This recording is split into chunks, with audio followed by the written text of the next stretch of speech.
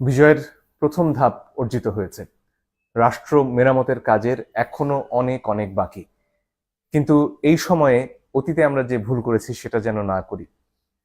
মুক্তিযুদ্ধের পরে শহীদদের তালিকা আমরা 50 বছরেও করতে পারিনি। আহতদের তালিকা সে তো আরো অনেক দূরের কথা। কিন্তু এই সময় সেটা অসম্ভব নয়।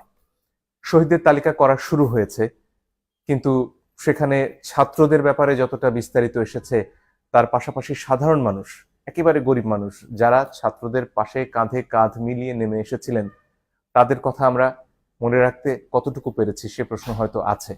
কিন্তু দেরি হয়ে যায়নি এখনো। আমাদের খুব দ্রুত প্রয়োজন যারা শহীদ হয়েছেন, এমন অনেক মানুষ আছেন যাদের সাথে হয়তো ছাত্রদের সরাসরি যোগাযোগ নেই, একেবারে আলাদাভাবে স্রেফ ছাত্রদের মৃত্যু দেখে অনুপ্রাণিত হয়ে তারা লড়াই করতে নেমে এসেছেন মাঠে। এদের কথা মনে রাখতে হবে, এদের কথা ভুলে গেলে চলবে না। এদের মধ্যে রিকশাওয়ালা রয়েছেন, সাধারণ শ্রমিক রয়েছেন, যারা ভ্যানে সবজি বিক্রি করতেন তারা রয়েছেন। এরা বস্তিতে থাকেন, এদের সবার কাছে ইন্টারনেট বলা মোবাইল ফোন, স্মার্টফোন নেই। এদের মধ্যে যারা শহীদ হয়েছেন তাদের তালিকা যত দ্রুত সম্ভব এলাকা ভিত্তিক করা প্রয়োজন। আরো একটা কাজ খুবই প্রয়োজন এই মুহূর্তে, সেটা হচ্ছে যারা আহত হয়েছেন এবং যাদের চিকিৎসা প্রয়োজন। এমন অনেকে রয়েছেন যাদের চিকিৎসা করার মতন সামর্থ্য রয়েছে, তারা হাসপাতালে যেতে পারছেন, এদের মধ্যে ছাত্ররা রয়েছেন। কিন্তু এর বাইরে যারা সাধারণ মানুষ, যারা বস্তিতে থাকেন, তারা হয়তো তার ঘরে আহত হয়ে অসুস্থ অবস্থায় পড়ে রয়েছেন, তার খবর আমরা এখনো জানতে পারছি না।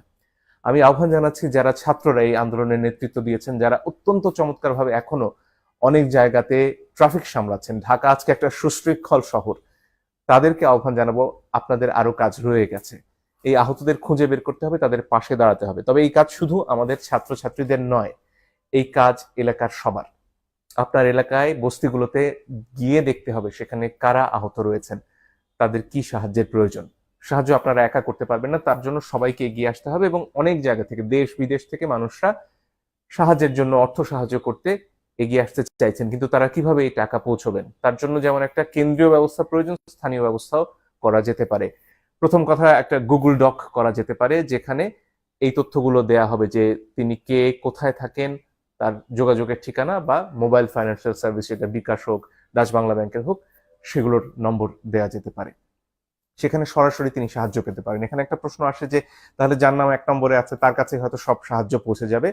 এটার জন্য বেরিয়ে আসার জন্য হয়তো সেখানে ওই গুগল ডকে বলা যেতে পারে যে তিনি এখন পর্যন্ত কত টাকা সাহায্য পেয়েছেন। এই তথ্যটা যদি সেখানে সংযোগ করা যায়, এটা হয়তো খানিকটা এড়ানো যাবে। এছাড়া যারা ওয়েব ডেভেলপ করেন তাদের পক্ষে একটা ওয়েবসাইট তৈরি করা সম্ভব, যেখানে আসলে এই যে কার নাম আগে আসবে কার নাম পরে আসবে এটা নিয়ন্ত্রণ করা সম্ভব, যাতে সুষ্ঠুভাবে এই সাহায্যটা সবার কাছে পৌঁছানো সম্ভব হয়।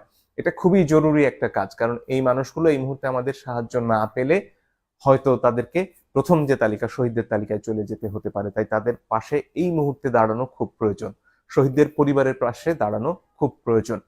আরো একটা কাজ সারা দেশ জুড়ে চলছে, সেটা হচ্ছে যেসব হামলা হচ্ছে, বিশেষত সংখ্যালঘুদের উপর যে হামলা হচ্ছে, সেটা আমাদের যে কোনো মূল্যে ঠেকাতে হবে।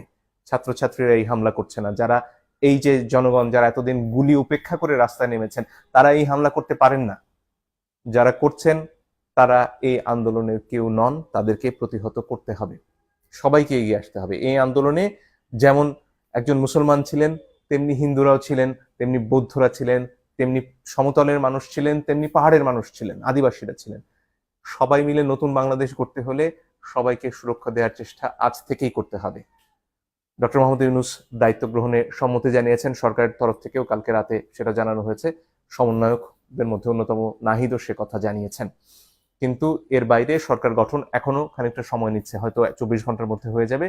এই অল্প সময়টুকু আমাদের শান্তি শৃঙ্খলা রক্ষা করার জন্য সর্বোচ্চ চেষ্টা করতে হবে।